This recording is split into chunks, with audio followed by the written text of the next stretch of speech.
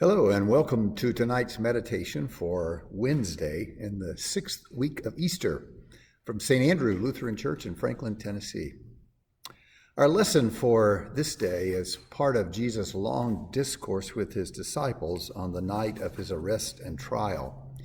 It's from the 16th chapter of John's Gospel, where we read, Jesus said to his disciples, "A little while, and you will no longer see me, and again a little while, and you will see me." Then some of his disciples said to one another, "What does he mean by saying this, a little while, and you will no longer see me, and again a little while, and you will see me? And because I am going to the Father." They said, "What does he mean by this, a little while? We do not know what he is talking about."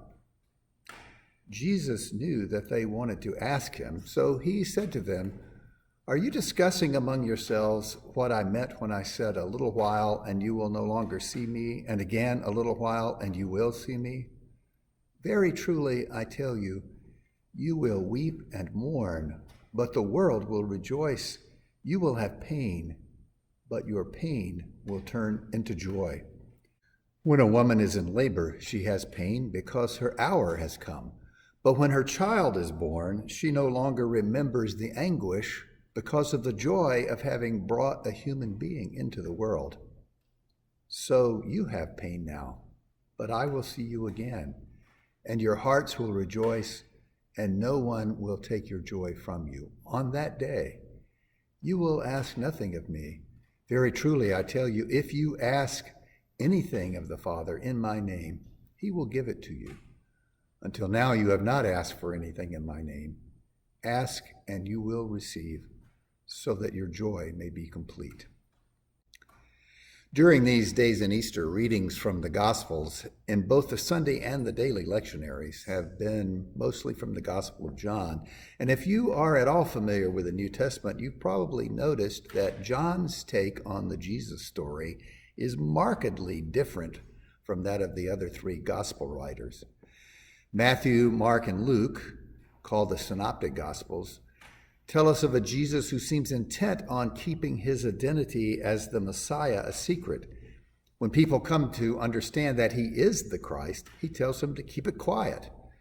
And in these Gospels, Jesus rarely talks about himself, and when he does, he usually uses not the first-person pronoun, but the phrase Son of Man. In John's Gospel, by contrast, Jesus is not at all shy about his identity. He talks a lot about who he is and why he is here. While this characterization I'm about to give is a bit oversimplified, I'd say that in the Synoptic Gospels, we see a very human side of the one we confess to be fully human and fully divine, whereas in John's Gospel, we see more of the divine side of Jesus. And whereas in the Synoptic Gospels, we get fairly direct prose moving the story along at a really fast clip, much of John's Gospel requires careful reading and maybe a good imagination to understand. As you see in today's reading, even the disciples have trouble understanding what Jesus means in his long discourses. The Anglican bishop and New Testament scholar N.T. Wright encourages us to see the humor in this passage that's tonight's reading, however. This is Jesus' last night with his disciples, a solemn time. They're at dinner after a long day, and Jesus has been talking for quite a while. And maybe the food and the wine have left the disciples a bit dull, but these students of Jesus seem unable to follow their teacher's logic. So let me read a bit of Wright's translation of the conversation that's in tonight's text. Jesus said, "Not long from now, you won't see me anymore. Then again, not long after that, you will see me." Some of his disciples ask each other, "What's he talking about? What's this business about not long from now, you won't see me, and again, not long after that, you will see me? And what's this about going to the Father?" They kept on saying it. "What is this not long? What's it all about? We don't know what this means." Of course, you and I know that Jesus was talking about his imminent death and resurrection and about his promise to send the Spirit that will be with his followers forever.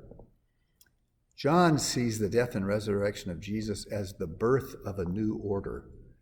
Jesus, in this passage, uses the analogy of childbirth. The birth is a pain, but one that's eventually forgotten due to the joy of the new life that is brought into the world. Now, I have to confess that John's gospel has not been my favorite with its wordiness and its otherworldly depiction of Jesus. And while some of the most beloved images we have of Jesus, the Good Shepherd, the true vine, the way, the truth, the life, while they're all from John, I've thought of Matthew, Mark, and Luke as much better storytellers.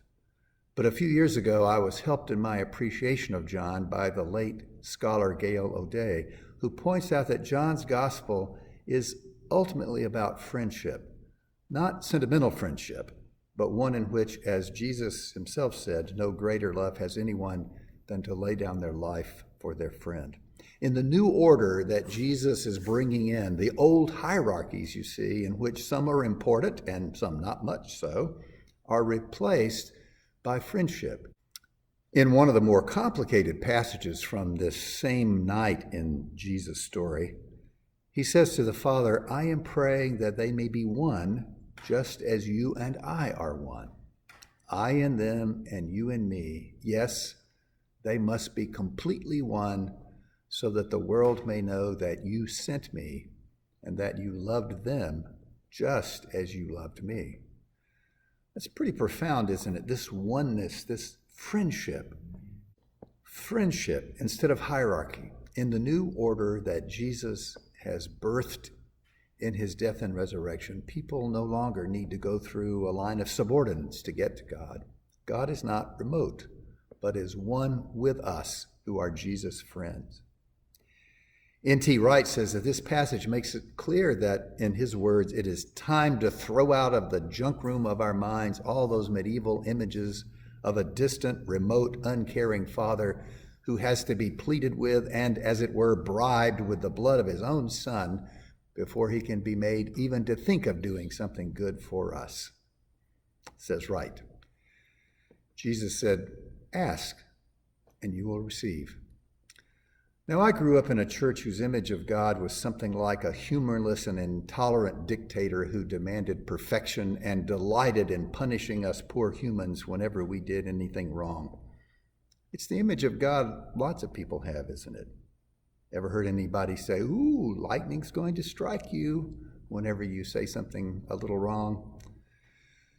But in John's gospel, Jesus wants his followers to know that God loves us and wants to be with us. That is the new order Jesus' death and resurrection is ushering in.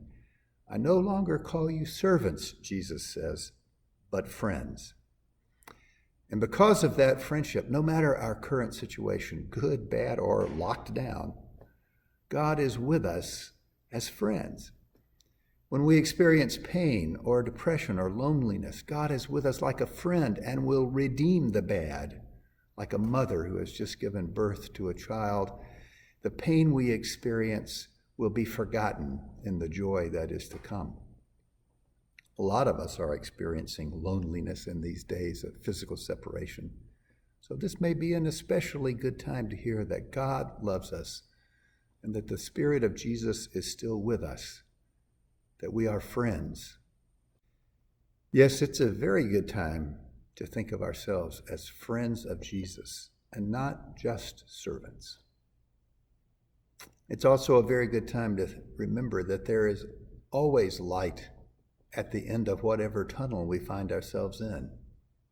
Weeping may spend the night, but joy comes in the morning.